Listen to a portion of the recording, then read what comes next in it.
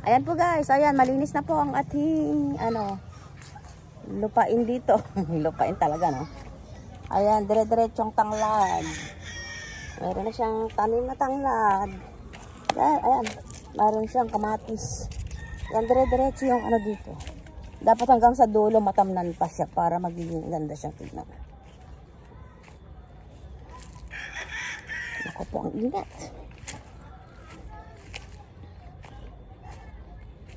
Ayan, ganda ng taniman ng mga nakabagi ng palaya at saka talong. Lagyan natin ng talong at saka to. So, ayan. Yan na po yung ating gabi, guys. Ayan. Ayan, guys, ang ating gabi. Ayan. Dami-dami na po din yan.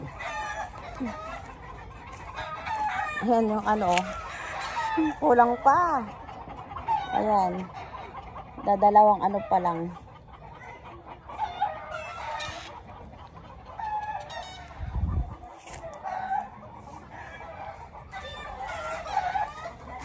Itong puno kaya to, ay kaya to? Ay pala to? Duhat. Dapat pala babes matanggal yung mga maka nakalaylay pong mga dyan ay babes, no?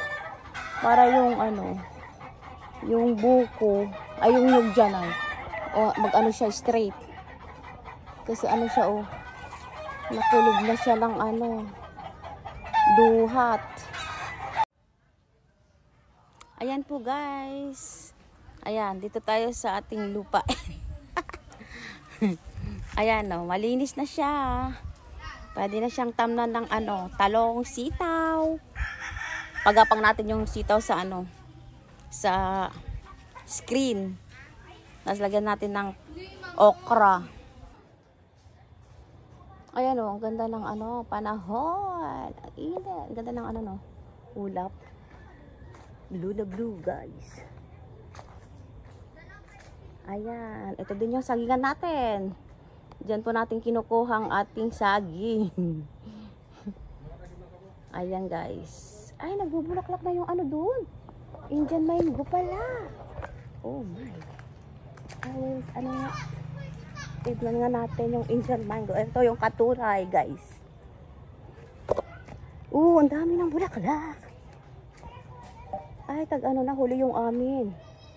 Ayan guys, bulaklak na po yung mga mangga dito. Pero yung sa mangga po namin sa harap, wala pa po yung, ayan ganda ng araw. Yan. Ganda ng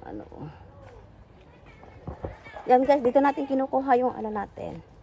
Yung saging na nakikita nyo sa aking vlog. Ayan, ating kamuting kahoy guys.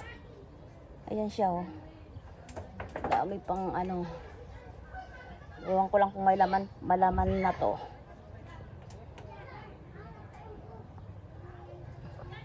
Ayan, may bunga din yung papaya natin. Ayan yung natira, tatatlo na lang. Ayan, dito na tayo sa ating bahay guys. Ayan. Ayan po guys, thank you guys for watching. Bye!